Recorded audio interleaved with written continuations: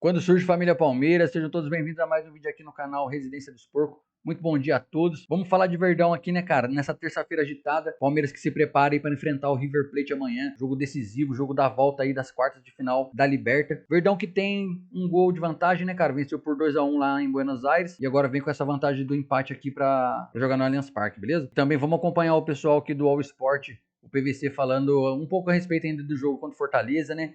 O que esse time do Palmeiras se tornou hoje em dia. E também temos aqui o Paulo Massini trazendo tudo sobre o Palmeiras, toda a preparação do Verdão, todas as últimas informações atualizadas do Palmeiras para vocês, beleza? Lembrando que os créditos estão na descrição. Se você ainda não é inscrito, se inscreve, deixa o seu like para fortalecer. Tem mais enrolação, bora pro vídeo. Beleza que não entenderam.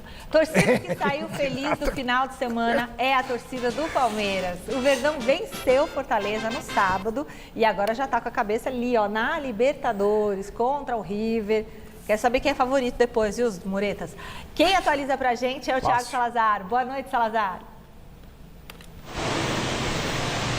Fala, Michele, boa noite para você, para todo mundo que está acompanhando o Gazeta Esportiva. Que discussão, hein? Tô aqui só no fone, só ouvindo, quase com vontade de entrar nessa discussão da Rio. Mas olha só, você falou do Palmeiras na Copa Libertadores da América, só que antes, o Palmeiras tem o Campeonato Brasileiro pela frente, jogou agora nesse final de semana, venceu o Fortaleza, goleou o Fortaleza para embalar para o jogo desse meio de semana pela Libertadores.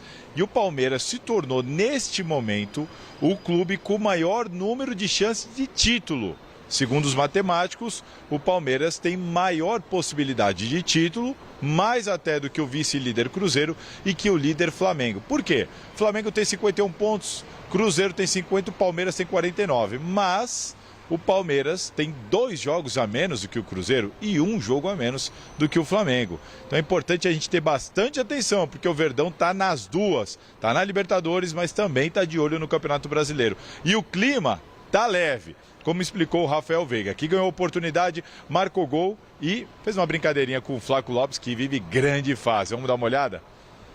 A gente conversou ali um pouco antes do jogo da importância desses jogos, porque ia mudar, né, o time, e quando a gente entra para dentro de campo, a gente está representando o Palmeiras. Então todo mundo ali queria, né, fazer um grande jogo, a gente sabia que a gente precisava fazer um bom jogo, mostrar, né, intensidade, competir bastante. Eu acho que foi bom, né, para essa sequência do ano, porque mostra o quão importante também são os jogadores que não vem jogando tanto, né? Então a gente fica feliz por isso. Filma o Messi ali, ó. Foi para a seleção argentina, Flaco ficou lá, voltou o Messi.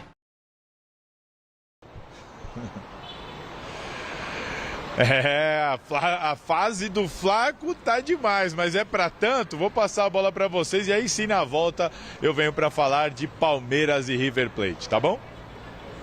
Ah, que legal, Veiga, o clima super bacana lá. Bom, o clima leve. Não poderia ser diferente, né? Imagina o Palmeiras jogando o que tá jogando, ganhando o que tá ganhando e o clima ruim lá. Não teria sentido nenhum. Então... na torcida do Palmeiras, às vezes, isso acontece. Na torcida acontece, mas tô falando do elenco. É verdade. Você tem poder, você tem lugar de fala. Sim. Não é verdade? A torcida consegue fazer caos onde existe paz, mas de qualquer maneira... Eu achei interessante o Veiga, por exemplo, na coletiva depois do jogo. Não esse corte aí foi legal também, mas ele dizendo que... Por que ele caiu de produção? Por que ele não é mais o titular? Não exatamente foi essa a pergunta, mas ele reconhecendo que ele está sofrendo com dores, uma questão de excesso de jogos, já não é mais um garotinho. Mas também não é nenhum velhinho, tem 30 anos, 31. Então, mas que é acúmulo de jogos, ele tem algumas sequelas ali, tem jogado no sacrifício. É o pubis, né? Pubis é complicado para o jogador. Putz, a vida é muito. Então. O pubis é ali perto da virilha. Eu acho que o Veiga dificilmente vai voltar a atingir aquele nível de futebol que o fez, inclusive, chegar à seleção brasileira. E ser considerado por muitos palmeirenses um dos grandes nomes da história, pelo menos nesse século, sem dúvida, é um dos maiores nomes. É o cara decisivo nas grandes finais, que fez gol, que participou de gols. Participou de 2020, ele estava na reserva, né? Mas estava lá, né? Não tinha reserva, titular. No de 2020? O Veiga jogou tudo. Começou jogando? Não começou jogando, não. A gente não pôs ele no time que começou jogando em 2020. Mas o Veiga, ele é decisivo em todas as finais. Todas. Ele é incrível, tem números espetaculares. É o artilheiro do Allianz Parque. O Veiga tem uma história assim, irreparável. Irretocável com a camisa do Palmeiras. Extremamente. Em finais. O mais decisivo de todos. Só que o tempo passa para todo mundo. Que começou jogando mas ele ainda pode ser bem útil. Pode. Eu só falei que ele não vai chegar ao mesmo nível que ele já chegou. Mas, né, ele pode ser bastante útil ainda. E aí, Salazar, o técnico Abel Ferreira vai ter força máxima quarta-feira? Talvez, Michele, talvez. Palmeiras tem uma dúvida, uma preocupação. Claro, todo mundo sabe que o Paulinho está de fora, se recuperando de uma cirurgia. O camisa 10 do Palmeiras segue afastado, mas no mais, o Abel Ferreira tende, gostaria, quer, deseja repetir a escalação do Palmeiras, que começou a partida lá contra o River Plate em Buenos Aires. Essa é a intenção do Abel Ferreira. E por que da dúvida? Porque o Kelvin sofreu uma pancada no tornozelo e o Abel não tem certeza se vai poder contar com o Kelvin. O Giai é a primeira opção, é quem deve jogar caso o Kelvin não reúna condições de iniciar essa partida. Então, essa dúvida na lateral direita é a única de Abel Ferreira. No mais, o time deve repetir os outros jogadores que começaram o jogo e começaram muito bem contra o River lá no Monumental de Núñez. Aliás, desde a derrota para o próprio River Plate no Allianz Parque, palco da próxima partida lá em 2021, o Palmeiras não perdeu mais confronto de mata-mata na Libertadores dentro de casa. Em compensação, daquela vez, o River precisava reverter um 3-0. Agora, 2-1. A situação continua difícil, mas um pouco mais viável.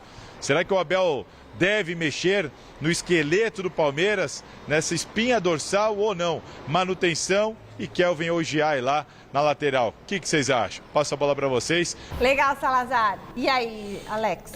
Eu acho que o Palmeiras terá o mesmo time, né? O time titular já está feito na cabeça do Abel Ferreira.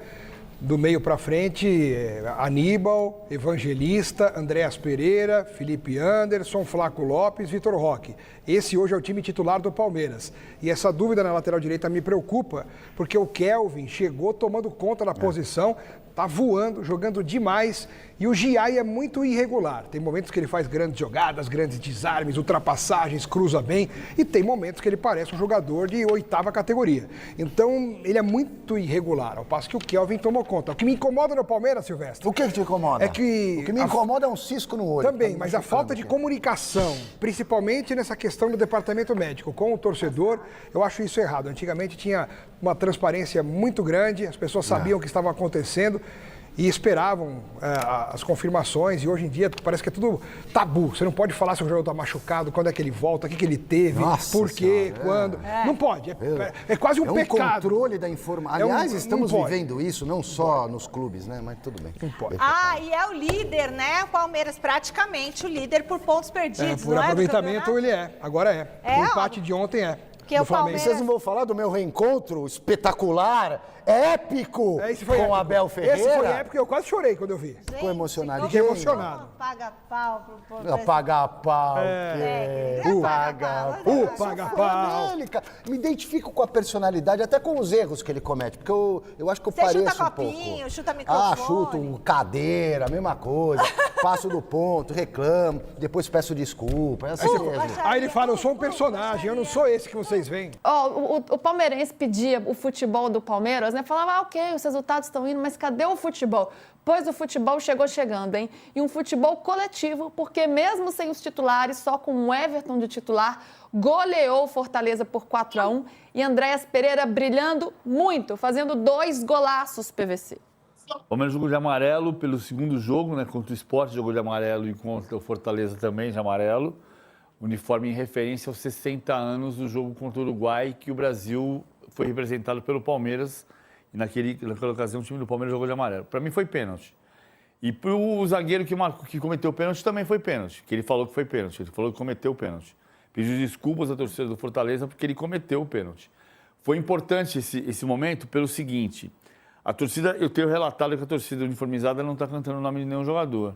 Quando saiu o pênalti, o estádio inteiro cantou olê, olê, olá, Veiga, Veiga. E quando converteu o pênalti, parte da mancha não pareceu uma manifestação coletiva, mas individual. Dentro do coletivo da mancha, as pessoas estavam fazendo assim e gritando olê, olê, olá, Veiga, Veiga. Ou seja, ninguém resistiu ao ídolo. Minha filha achou que o Everton falhou. Eu falei, cara, mas ele fez 2 milagres. Mas ele rebateu para frente. O cara chuta de frente para ele, tem um erro da defesa, que 2 vezes permitiu o chute cara a cara, queima-roupa com ele. Ele fez o que dava para fazer, na minha opinião. Ó, 2 vezes o chute vem na cara dele. Bom, aí o Palmeiras, no segundo tempo, ainda com reservas, fez o 2-1. E depois, quando entraram os titulares, aí ficou fácil. O Fortaleza está num momento terrível, é muito difícil escapar do rebaixamento. Pena para um clube que cresceu tanto nos últimos tempos, que disputou a Libertadores nesse ano. Mas parece muito difícil, não é irremediável, parece difícil a situação do Fortaleza. E o Palmeiras conseguiu uma vitória importantíssima diante desse cenário. No ano passado, o Abel escalou reservas contra o Vitória, que estava no rebaixamento, e perdeu em casa. Dessa vez, escalou reservas, apostou e ganhou 4-1. E aí não tem questionamento sobre as escolhas do Abel, né? Porque deu certo e muito certo. Uma pena pelo lado do Fortaleza, né? Um time tão estruturado que vem fazendo grandes campanhas aí nas últimas temporadas, mas vive um ano muito difícil, nem mudança de treinador contribuiu para o Fortaleza. Mas, Mussetti, queria te ouvir sobre esse Palmeiras, né? Foi um time muito sólido, mesmo com tantas reservas. Alguns titulares entraram, de fato, ao longo da partida, como o Evangelista, o Andréas Pereira, o Flaco entrou também, Vitor Roque. Mas fato é que a vitória já estava sendo construída sem esses jogadores. E aí a gente vê o Sousa marcando seu primeiro gol com a camisa do Palmeiras. O Veiga também, né? Numa fase que não é das melhores, mas conseguindo converter e ganhando esse carinho da torcida. Então, é um time que vai se encontrar depois de turbulências e de um processo de reformulação que foi grande, foi bastante grande, mas agora parece que tudo se encaixa. Perfeito, Lu. O Bruno Braz falou sobre um certo desentrosamento do Flamengo e não foi o que a gente viu no Palmeiras, né? Claro que esses reservas muitas vezes treinam juntos no dia a dia e é diferente de um jogo, mas o Palmeiras fez um jogo muito sólido para uma equipe tão mexida. Eu acho que se não fossem os titulares que entraram e que, claro, que facilitaram o resultado e construíram essa goleada, o Palmeiras venceria o Fortaleza, porque fazia por onde. É incrível, né, o trabalho do Abel Ferreira, como ele estava sendo questionado, foi a primeira ali grande choque, grande crise com o próprio torcedor, e ele toma medidas impopulares, dá uma fechada, recupera a confiança, ganha do jeito que dá, e agora ele tem totais condições de soltar esse time para ser um time mais vistoso, que construa resultados como foi esse contra o Fortaleza. Desde o começo do ano, nós estamos dizendo que o Palmeiras está num processo de reconstrução, de mudança de time, de troca de guarda, né? E está dando trabalho. E chegou um momento da temporada em que você está olhando, principalmente depois da entrada do Andréas, e da recuperação física do Vitor Roque, porque foi um trabalho, isso é importante dizer que é informação. O entendimento da comissão técnica do Palmeiras é de que o Vitor Roque chegou fisicamente abaixo dos demais e que foi feito um trabalho físico para ele chegar num nível mais adequado. E quando ele chega nesse momento, ele explodiu. Tá, o Flaco Lopes é uma outra coisa. O Flaco Lopes estava lá, ele ganhou confiança, é um outro cenário. Pode ser mais de psicológico do que físico. E a mudança de posicionamento em campo também, né, do Flaco. Do Flaco, sim. O Flaco veio jogar de ponta de lança. Sim. O Flaco joga por trás do Vitor Roque. Quando a bola é longa, o Flaco vem receber a primeira bola para sobrar a segunda para o Vitor Roque, né? Para ganhar pelo alto, porque ele é mais alto. E o Andréas entrando parece ter completado uma reformulação de elenco que dá um vigor para o time, nesse momento. Não quer dizer que o time não vai mais oscilar. Pode perder para o River Plate, quarta-feira. Ou pode ganhar e seguir adiante para ganhar tudo. Enfim. O Fortaleza passa pelo mesmo processo. E aí, a questão que existe é por que foi necessário trocar o Vojvoda, que o Mussetti tocou. Né? O Mussetti está trazendo uma informação importante. O Vojvoda também entende que ele não estava conseguindo tirar mais coisas do Fortaleza.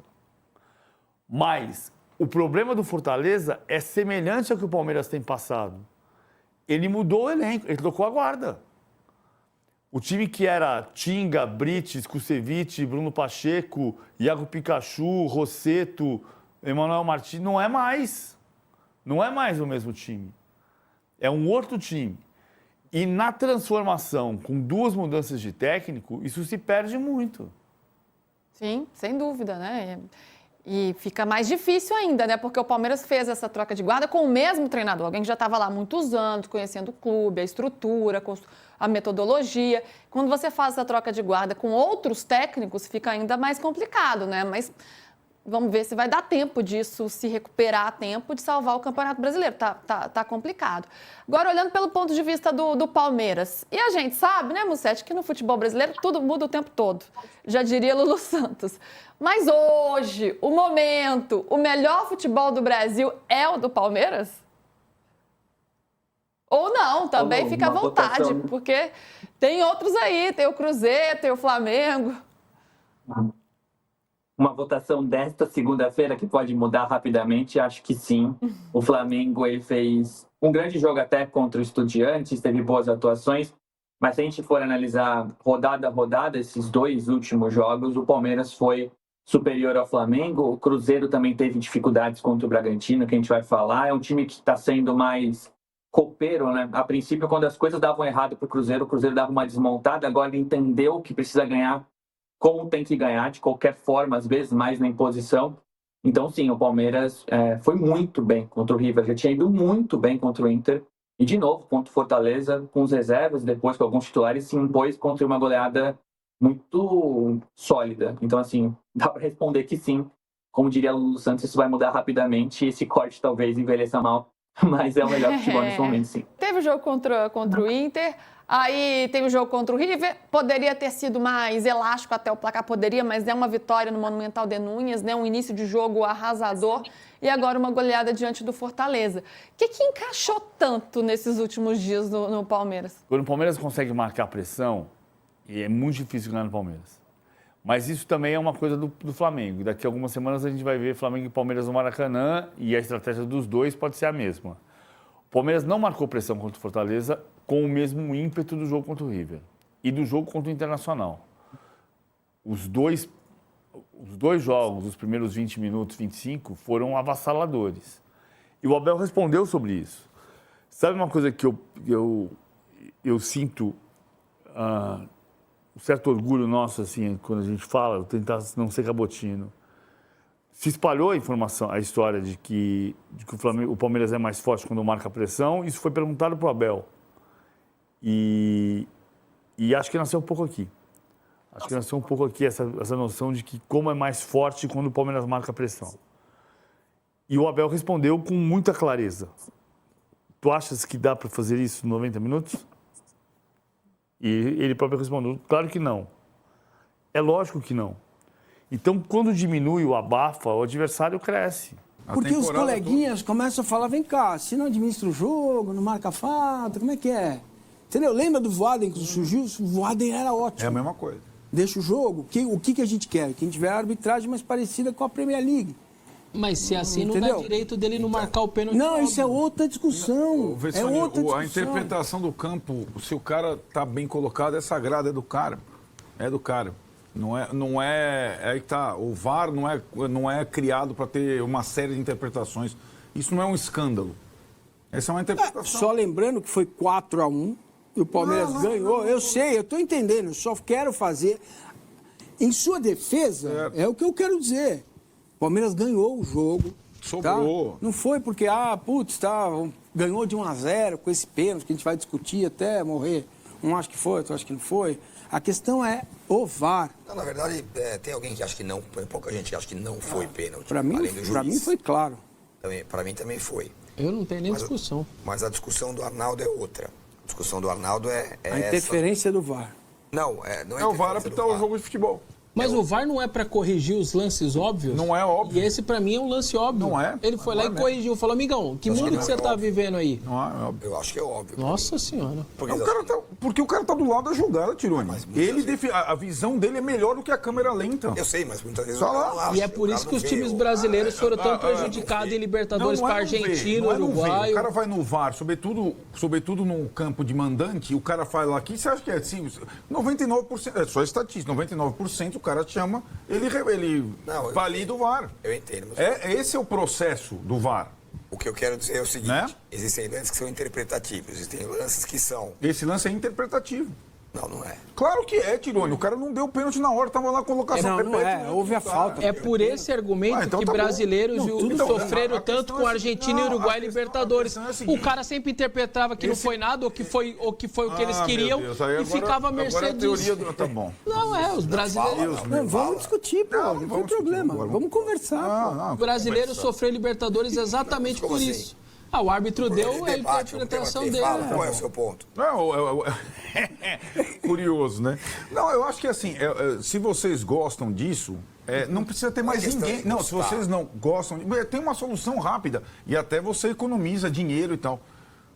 Coloca só o VAR para apitar tudo, né? Não precisa do árbitro, já não precisa do auxiliar, não precisa do árbitro de campo. Mas a questão é assim, existem mil vezes que o VAR interpreta errado ou acha pelo em ovo. Na minha visão, não é esse caso.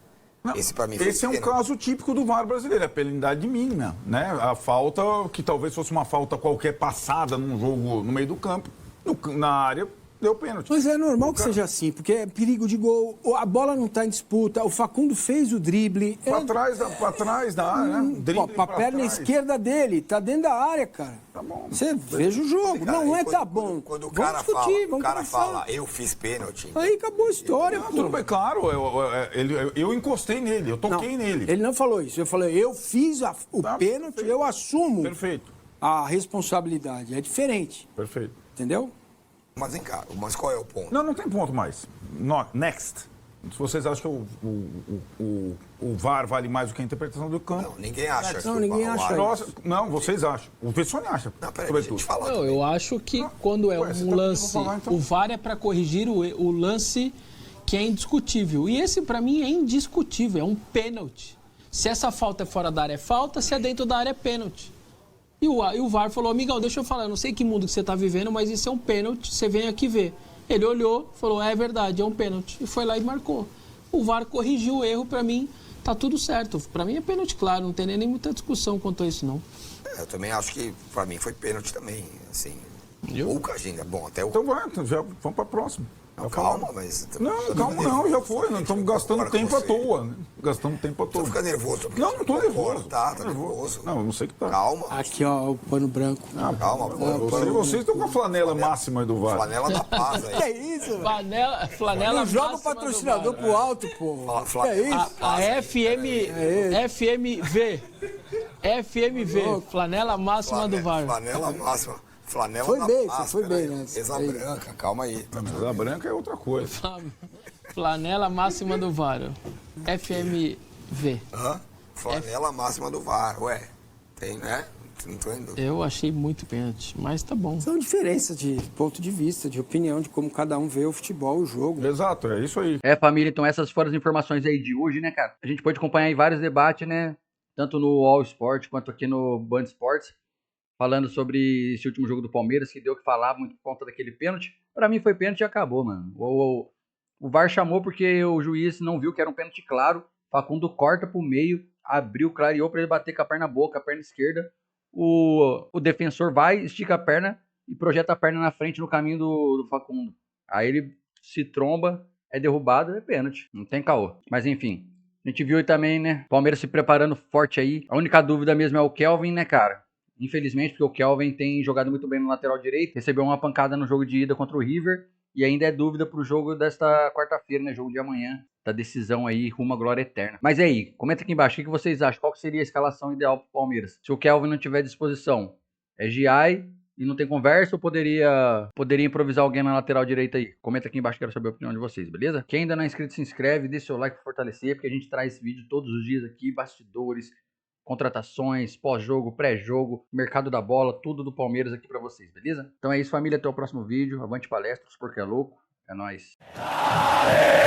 Dale, Palmeiras! Eu sou da mancha guerreira!